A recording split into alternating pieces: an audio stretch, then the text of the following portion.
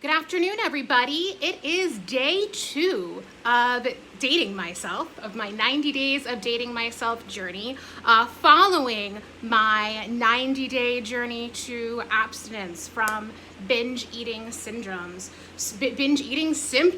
So I am having a good day so far, and what I wanted to share today in relationship to my journey of dating myself is what I have chosen for my dating myself activity or mantra today. So as I mentioned before, some of these things I'm just going to be doing ongoing on a daily basis, but I'm going to pick one specific element of dating myself to highlight for each of these 90 videos. So today's highlight is, and I didn't get to do it yet, but I'm thinking about it, is when I go to bed to remind myself of all of the ways I made myself feel happy, whole, and secure for the day. And the way I came to that is that, back to the beginning, I was thinking of, okay, what are all of the needs I've had or the needs I tended to project onto an intimate partner, and one of them is that feeling of at night of just being safe and secure in their arms. Now, to Tails' credit, my cat Tails, I do get some of that from her, but sometimes you do miss having that with another person, right? So in congruence with the whole way I'm doing this, this is how I'm doing this, every time I think of a need of what I'd want to have in an intimate partner, how can I give that to myself, right? So for that, it is kind of hard to snuggle with yourself, although you can do something like this and try. But in terms of the feelings it elicits going to bed with somebody at night, those were kind of the 3 things I thought of. What made me feel happy, what's something, so when I go to sleep, what I can do is kind of reflect upon, okay, what did I do for today to show up for myself to make me feel happy, whole, and secure? What were other influences in my life that I can be grateful for? Influences other than a romantic partner that generated that feeling with me, and really allow myself to just lay and to be present with those feelings after I go to bed. So that is the highlighted way that I am dating myself today. I'll let you guys know tomorrow how that goes. And just an update with the binge eating. So I am going to continue to share realizations, regarding my recovery from binge eating, because it's all related, right? It all deals with coping with various urges, whether that urge is to overeat or that urge is to get some need met from someone else, right? And it has to do with delaying gratification, right? For binge eating, delaying gratification kind of indefinitely, because there's no reason I ever need to binge eat again. With relationships, it's a little different. I am going to date again. I am going to fall in love again. I just want to establish the new pattern in my brain of not jumping to an other anytime I think of or desire a need, right? How do I get that within myself? How do I get that within my own inner warrior? So quick binge eating, binge eating revelation for the day. So I am about 3.5 weeks, getting close to a month, completely free of eating. And my realization for today in recovery, is that, when folks recover from eating disorders, we all choose to conduct our recovery in different ways. There's no one size fits all. Some people do enjoy the security of meal plans when they're in recovery, because they don't really have to think about when they need to eat. It's just scheduled, and it helps them with boundaries. That doesn't work for me. I have just more of a free spirit vibe to myself, and that makes me feel confined and want to act out. So I have a general idea of what I'm going to eat throughout the day. It's not timed to specific amounts and times of the day, though. For me, what works for me, it might not work for everybody, is really getting in touch with my body and getting in tune of the feeling of what hunger feels like.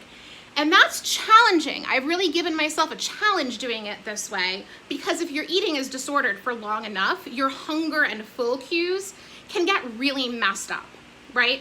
So one thing that's helped me with that is kind of eating small amounts throughout the day, right? Because that way I can kind of beta test it, right? Like I can, okay, if I'm feeling hungry and like, is this really physical hunger? My stomach's not growling, but I'm feeling kind of weak, feeling kind of like, difficulty concentrating, to kind of have a little bit and say,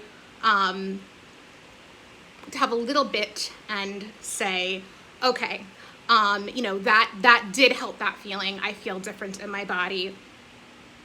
That satiated me, and I went through that today. And sometimes, like, you eat a certain amount, and you're like, I'm still hungry. Then you have a tiny bit more, and you're like, oh, I guess I was, right? So, really kind of. So the point of this is that it is possible, after living with an eating disorder, to restore, that feeling of, okay, I'm confident that I'm hungry. I'm confident, that food will fix this biological need. It is possible to do it that way. And that's what I am learning right now. And for me, like I said, if it's too rigid, I'm gonna rebel. That's just the way I am. So I'm not paying too much attention to amounts right now in terms of, calories or pre-planned portions. It's how it feels, right? It's how it feels in my stomach and in my body. And one last thing I want to say that I forgot to mention yesterday, and then I will wrap up, keeping true to my 10-minute limit here, is that, so the reason why I explained a little bit in yesterday's video, why the word urge is like part of my channel and part of everything I do.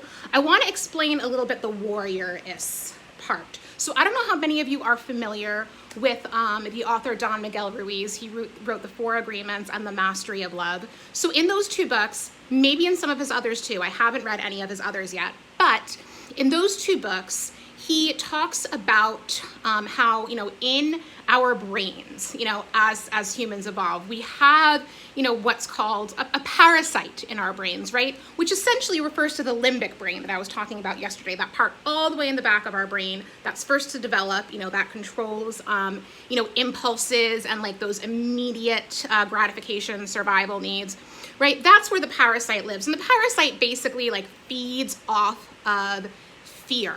And within the parasite, there's these entities called the judge and the victim, right? Anybody else who's had an eating disorder is like, oh yeah, I know those, right? They come up a lot. The judge especially. The judge, it will like rip on our body. It will rip on every food choice we make. It will tell us we don't exercise enough, and then the victim has a role too of like, why does this always happen to me? Why is this so hard? And they really kind of work with the parasite to keep us trapped. And the way, even though he did not write this specifically to eating disorders, it was to our brains and our lives and our minds in general, the primary way to kind of keep the parasite at bay and keep the judge and victim at bay is to channel our warrior, which is that part of our brains, that part of our minds, that part of our body, that part of our souls that knows the truth, that knows that there are parts of us, of all of us, that are maybe a little bit wounded, right? And they're and are sensitive, and their assessment of what the truth is becomes distorted, as our ego gets hurt throughout our lives. So the goal of the warrior is to remain vigilant at all times and recognize, this is my judge talking, this is my victim talking, this is my parasite talking. And let me tell you, channeling my inner warrior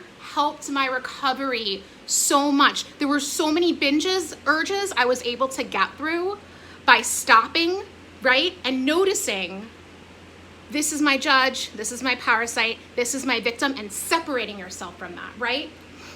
I talked a lot in my past video series about creating space, right? Creating space between yourself and the binge. That's what I did. It's almost like the binge took on this entity with the parasite and the judge and the victim that was like, I know that's not the true me. So that was something that really ended up helping me.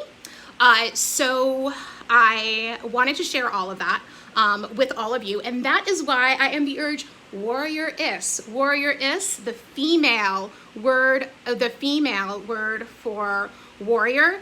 I know that eating disorders and many of these other things, of course, apply to man too, but as a woman, I really wanted to embody the feminine form of that and be like, yeah, that's right, I'm a freaking warrioress. So that is my update for today. I hope you guys helped. If there are any kinds of like eating disorder recovery related topics that you want me to mention, drop it in the comments and I will work them into the videos as soon as I can. Also, if any of you guys have gone through this process of dating yourself and have suggestions, again, put it in the comments. I want to kind of involve your feedback in this as much as possible. I did this to create community. I don't want to just talk to myself. A lot of us are out there struggling with the same things, and I want to make sure that we connect. So drop me a line in the comments if you need to. If you want to reach me personally, please feel free to email me, urgewarrioress@gmail.com, and have a beautiful Friday, and I will talk to you guys tomorrow. Thanks.